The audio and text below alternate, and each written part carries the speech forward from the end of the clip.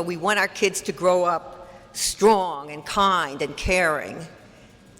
And it turns out that how we manage all those little conflicts, all those small daily conflicts, helps kids to grow up to be people who can handle grown-up conflicts with strength and kindness and caring.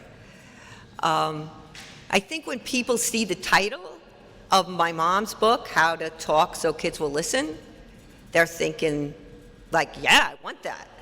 I want my kids to listen. And by listen, I mean, behave, do what I say, not just listen, like, oh, I'm hearing you. But if we think about those times when we're very grateful that we're not being filmed for a reality TV, because, we're just, we're at the end of our rope. It's usually times when, we're not feeling our best, right? We're tired, we're stressed, there may be something bothering us that has nothing to do with what our kids just did. If it had come up, if the same conflict had come up when we were feeling more cheerful, we would have handled it more gracefully. And the point I'm trying to make is that we can't act right when we don't feel right. And it's the same for our kids. Kids can't behave right when they don't feel right. So if we want them to behave better and to listen, we have to start with feelings, and we have to help them feel better. And if we want them to feel better, we have to start by accepting their feelings. And when I say accepting feelings, really, I'm not talking about positive feelings, because those are easy. Like, oh, you love your brother, you're such a little sweetheart. Oh, you're proud of your math test, maybe you'll grow up to be an engineer. What I'm really talking about is those negative feelings, where we want to tell our kids, like, hey, you're overreacting, calm down. That's what's challenging for us. And it's challenging, even when you intellectually know, it's challenging. So, for instance, when my oldest was 3 years old and he was playing with blocks, and here comes the 1-year-old staggering towards him, and the 3-year-old takes the guarding position. I can see what's about to go down. So I say to him, Dan, let the baby have a few blocks. He just wants to play with you. No, I'm making something. Come on, Dan. He'll just play with them for a minute. You know how babies are. Baby is upon the blocks. Dan gives him a shove. He falls down, hits his head, wailing. Dan, what is the matter with you now? You made the baby cry.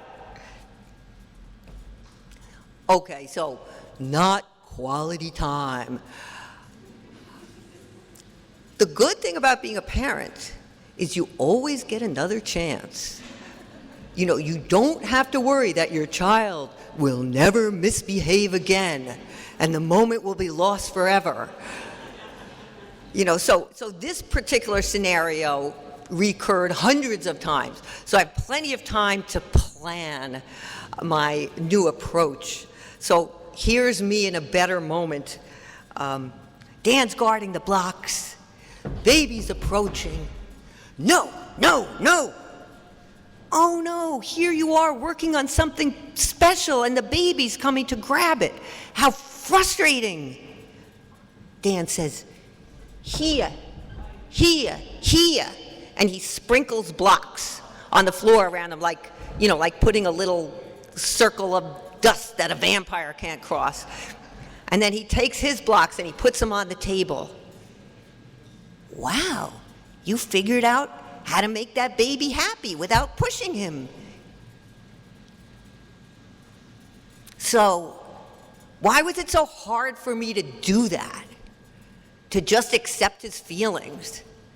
I think it's because I figured that this desire to shove a sibling on his head over a few blocks, this, aggressiveness, was something that needed to be nipped in the bud and not indulged even for an instant. But in fact, it wasn't until I accepted his strong feelings about his work that he was able to think clearly enough to move beyond violence and figure out what to do. So, when I didn't accept his feelings, now he has to protect against his brother and his mother. So now he's fighting on two fronts.